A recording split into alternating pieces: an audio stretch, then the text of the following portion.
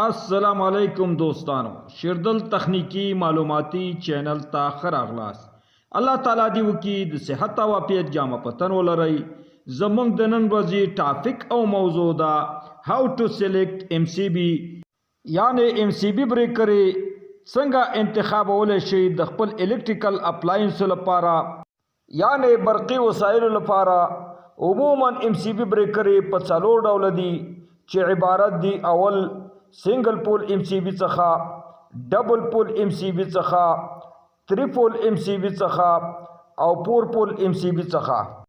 د MCB پول پرم دی دوستانو: M معنا منیچر، C معنا سرکټ او B معنا بریکر څخه. نو دوستانو کله چې تاسو د خپل کورونو، کمپنیانو، دفترونو او یا الکتریکل اپلاینسو برقی وسایلو لپاره MCB بریکر انتخابوي، نو اول دوستانو تاسو وګورئ چې مونږه فاز ولټیج لرو کلین ولټیج لرو. دوستانو که چرته تاسو فاز ولټیج لرئ نو په دې کې یو فاز او یو نیوټرلی، یو پکې ګرم او یو یخي. او د فاز ولټیج د ولټ اندازه 220 ولټه ده. نو دوستانو تاسو کولای شئ که صرف پاس ته تاسو MCB بریکر غواړئ دا ورته نصب او کنیکشن کوي، نو تاسو ته سنگل پول MCB بریکر ورته نصب او کنیکشن کولای شئ.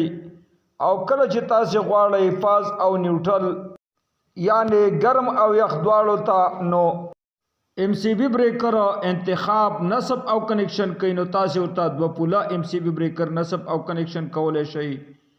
دوم راځو دوستانو کله چې تاسو کمپنیانو، شرکتونو او فابریکو ته لین ولټیج یعنی 400 او 40 ولټه د دې د ولټ اندازه ده او په دې کې 3 فاز او یو نیوټرل موجود دی یعنی 3 ګرمه او یو یخ ویرونه موجود دي. او دې ولټ دوستانو لین ولټیج ویل کیږي. او د دې د ولټ اندازه ده 440 ولټه.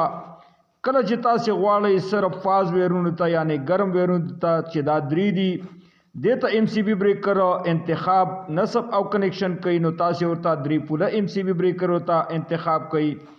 او کله چې تاسو غواړئ دوستانو د دې فازونو او نیوټرل ته چې 3 فاز او یو نیوټرل چې 4 کیږي دې 4 واړو ته MCB بریکر انتخاب کوي، نو تاسو ورته 4 پوله MCB بریکر نصب او انتخاب کوي.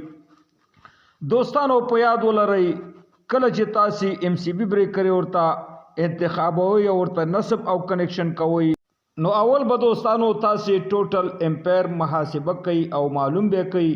د ټوټل امپیر د محاسبې نه وروسته به دوستانو تاسو 50% د ټوټل امپیر څخه اوچته MCB بریکر ته نصب او کنیکشن کوي.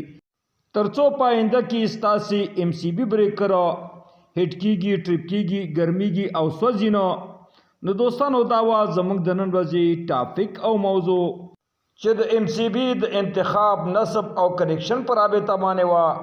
نو دوستانو که غواړئ د بر تخنیک څخه ځانونه برخمن کړئ او خپل هر قسم برقی وسایل په خپل کورونو کې ترمیم او جوړ کړئ، نو دوستانو تاسو څخه مې غوښتنه او هیله دا ده که زما چینل مو نوی سبسکرایب کړئ، زما چینل سره سبسکرایب کړئ او د خپل مرګرو سره لایک او شیر کوي ترڅو خیر او پیدا ټول ته ورسیږي. دوستانو تاسو د توجه او لیدو څخه یو نړۍ مننه. السلام علیکم.